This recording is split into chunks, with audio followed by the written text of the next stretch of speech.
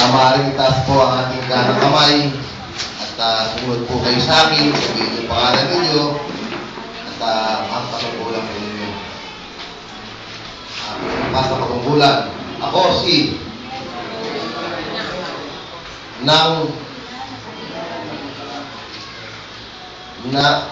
nahirang sa katungkulan bilang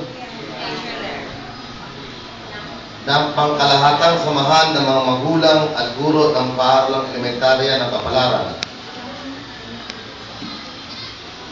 Ay, sumunod po kayo sa akin.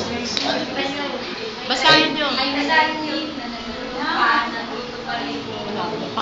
Teka muna, sandali. Susunod kayo kay Kap. Grade 1. Repeat performance. Ay taimtim na nanunumpa, natutuparin ko buong husay, katapatan sa abot ng aking kakayahan.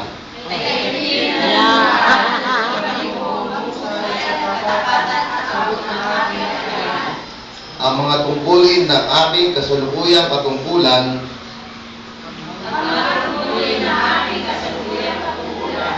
at ng mga iba pang pagkaraan nito'y gagampanan ko sa ilalim ng Republika ng Pilipinas.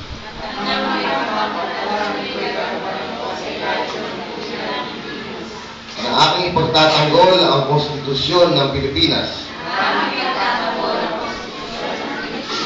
Na tunay na mananalig at tatalima ako rito.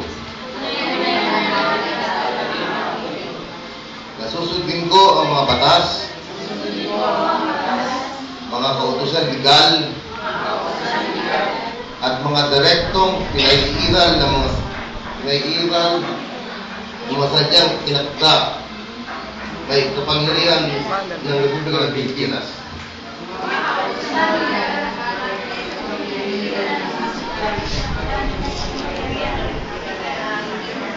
At kusa kong babalicatin ang pananahutang ito nang walang anumang pasubali o hangaring umiwas. Kasiyahan nawa ako ng Diyos. Palakpakan po tayo. Congratulations sa ating mga bagong officers.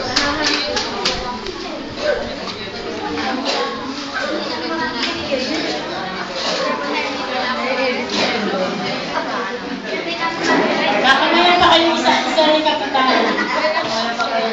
Sige po pa. Sige po.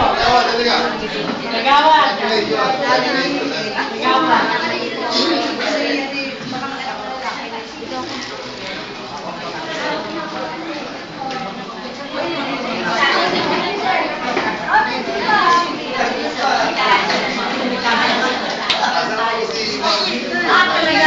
Sasama tayo, hindi tayo na naman mga movie.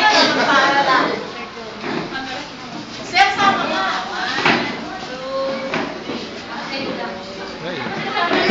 Bakit sir?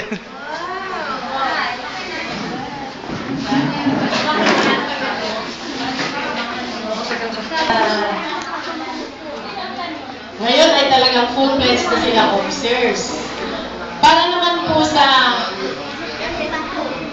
hamon na ibibigay sa atin, ihaharap ko sa inyo isang tao, ika nga a man of a few words, but full of action. Ang ating tahimik, tatahimik lang. Hindi natin sasabihin small but terrible. Talagang siya itahimik lamang. Kagalang-galang Kapitan Joseph Z. Valera para sa kanyang hamon sa ating mga officers.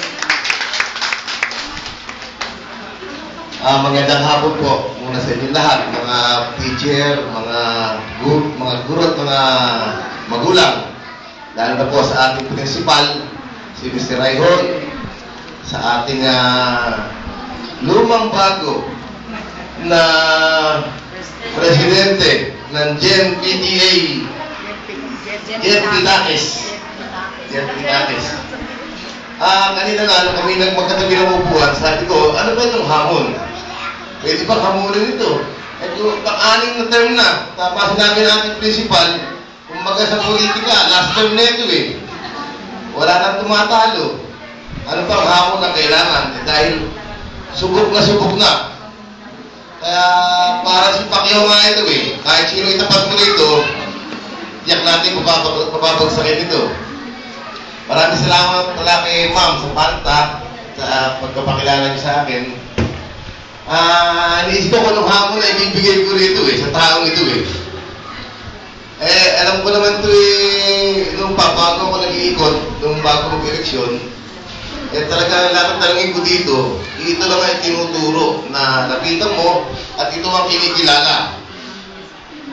Dito sa Kapalaran, presidente ng owners at ngayon presidente ng PTA, wala na tayong dapat ihamon eh. Parang ganun lang pakiwari ko dito eh, taong ito eh.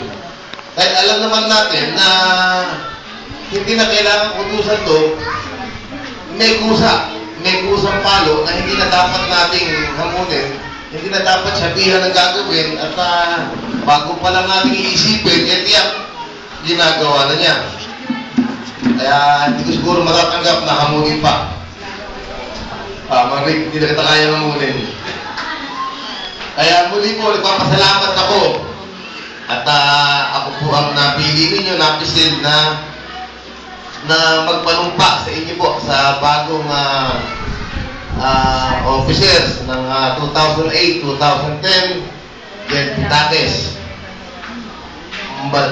Masaya po ako at hindi niyo nakalimutan ang aking barangay. Kaya siguro po kasama ko ang aking kagawad Bunele, 10 ng aking mga sanggunian ng mga kagawad, ang mga opisyalis po ng ating barangay.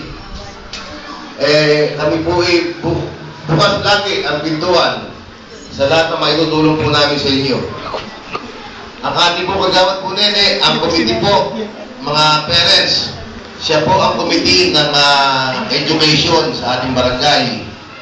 Kaya sa kanya po dadaan kung ano man po ang inyong request. Ma'am Sapanta, sa kanya po dadaan ang request. Bukas po, marami na sulit. Basta makakaya po ng barangay, basta kaya ng barangay na magbigay, hindi po kayo magdadalawang beses ulitin ang inyong request.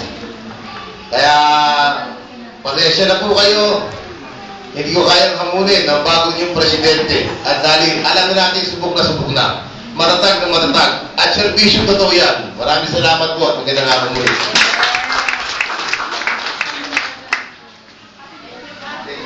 Okay, so gusto ko idagdag na talagang si Cap ay kahit sa text lang, pag may kailangan kami lalo sa scout,